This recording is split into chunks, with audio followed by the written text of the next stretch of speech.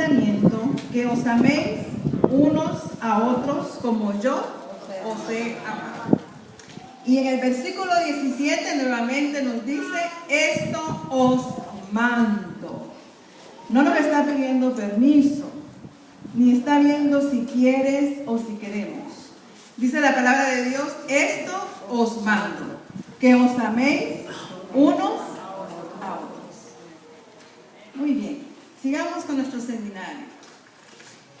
Jesús no estaba sencillamente sugiriendo, tampoco estaba animando, estaba invitando o animando a amarnos unos a otros. Él estaba mandando que nos amemos unos a otros si vamos a ser sus discípulos.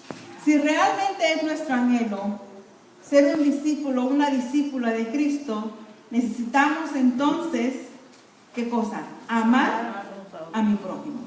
Y hay una cita muy inspiradora de Elena G. White que quiero compartir con ustedes en esta mañana. No permitáis que penetre en el hogar nada que se parezca a contienda o disensión. Hablad con humildad. Nunca se eleve vuestra voz hasta ser áspera. Conservad la calma. Desechad la censura y toda falta de veracidad. Decid a los niños que queréis ayudarles a prepararse para un cielo santo, donde todo es paz, donde no se oye una sola nota discordante. Ser pacientes con ellos en sus pruebas, que puedan perecederos pequeñas, que pueden ser perecederas pequeñas, pero son grandes para ellos. Cuando los padres y las madres estén convertidos, habrá un cambio completo en los principios de su gobierno. Se habrán convertido también sus pensamientos y sus lenguas. No se hablará en tono alto ni airado. Las palabras serán de un carácter que suavice y beneficie al oyente. Eliminad de la voz todas las características desagradables. Debemos subyugar el genio violento y dominar nuestras palabras. Así obtendremos grandes victorias.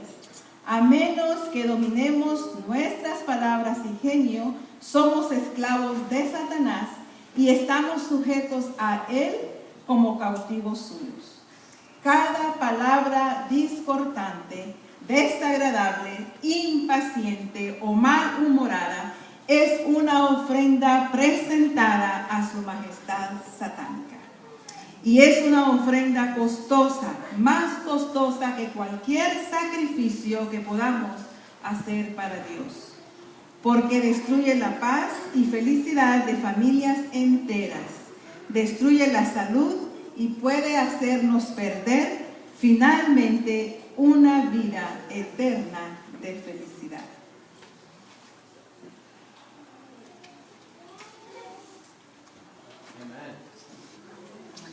Las estadísticas de la violencia doméstica. Las estadísticas de la violencia doméstica que tenemos, las últimas, es 1 de cada 3 mujeres en el mundo experimentan el abuso sexual, el abuso físico, el abuso emocional u otro en su vida. La Organización Mundial de la Salud informa que en 48 encuestas en el mundo, de 10 a 69 de las mujeres declararon que fueron asaltadas físicamente por un compañero íntimo en algún momento de sus vidas.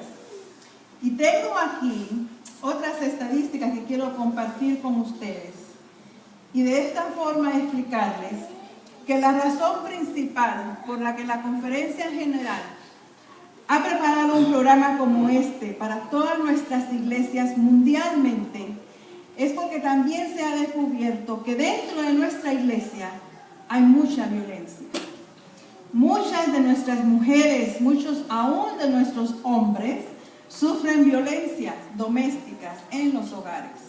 Nuestros niños, nuestros jóvenes, nadie está exento de esto. Del 8 al 18% de mujeres en los últimos 10 años según las estadísticas. ha sufrido abusos sexuales. Del 4 al 12, los hombres. En abuso psicológico, del 15 al 43, mujeres. Del 16 al 55%, hombres. Abuso emocional, del 27 a 69% mujeres. De 6 a 37, hombres en abuso emocional. Y esto es simplemente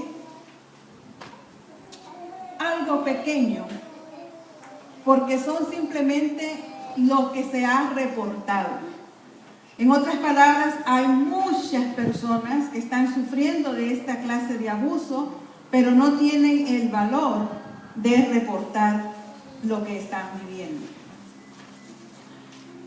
Los tipos de abuso son diferentes. Tenemos el abuso emocional y verbal, el abuso financiero, el abuso físico, el abuso sexual, el abuso digital y el abuso religioso.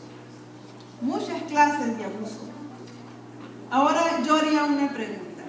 No necesito que levanten sus manos, pero si usted conoce a alguien que ha sido o está siendo abusado de alguna de las maneras aquí mencionadas, posiblemente sí.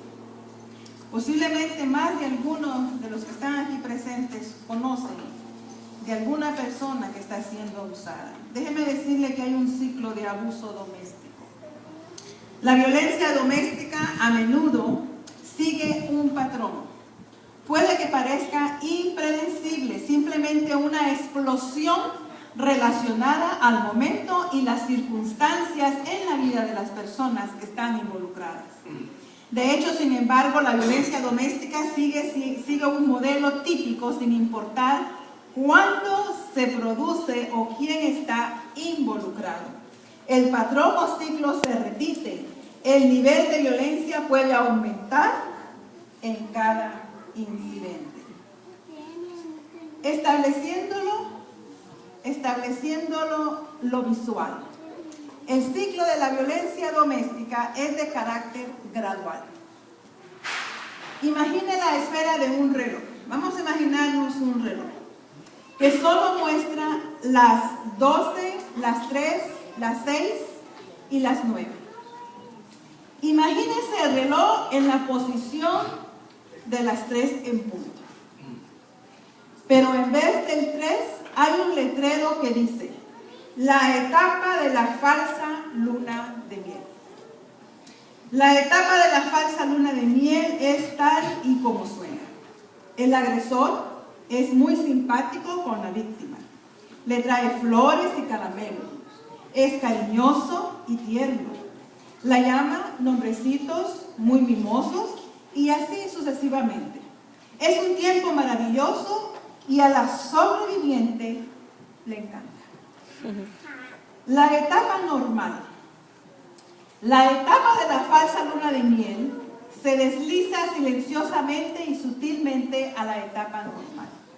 Las cosas todavía están bien, solo se aplacaron un poco. El agresor ya no está agasajando a la víctima con caramelos, flores ni nombrecitos mimosos, sino que ahora ambos gozan de la vida normal. La etapa de la tensión creciente. Ahora imagínese dónde se ubican las 9 en el reloj. 3/4 del recorrido completo. Esto debe ser etiquetado. La etapa de la tensión creciente y la etapa normal se desliza silenciosamente y sutilmente a esta etapa, tal como lo hizo la etapa de la luna de miel a la etapa normal. Las cosas aún marchan bien.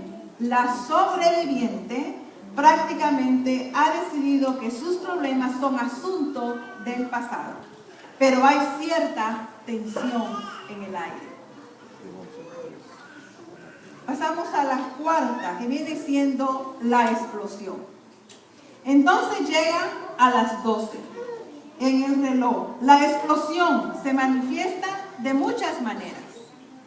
Usualmente es violencia física, a veces es meramente emocional y no física. Varía según el agresor, porque hay diferentes clases de agresores. Pero cuando la explosión sucede, es inconfundible. Cada persona es diferente. Este ciclo no tiene un intervalo de tiempo definido. Algunas parejas pasan por el ciclo completo en un mes, algunas en una semana, otras en un día, algunas demoran un año entero en pasar la revolución completa del ciclo. Más malas noticias. A medida que el agresor pasa por el ciclo de una y otra vez, usted notará un cambio en el ciclo. La etapa de la luna de miel se cortará más y más. Finalmente, puede desaparecer. Luego la etapa normal se acortará cada vez más, hasta que la víctima se queda solo con las etapas de la tensión creciente y la explosión. Una complicación. Las agencias de la prevención de violencia doméstica están conscientes de este fenómeno y pueden ayudarle a lidiar con la duda y las acusaciones. Nunca se confunda, no se confunda, no acepte nada de culpa, porque muchas veces el agresor se encarga de que usted acepte que es culpable. El problema no es un incidente por su provocación. El problema es la gran acumulación de ira y violencia en su agresor, que está lista para explotar en cualquier momento. Entonces, ¿qué puede hacer usted? He aquí algunos pasos a tomar. Si usted o alguien que usted conoce es víctima de violencia conyugal o de violencia doméstica, necesita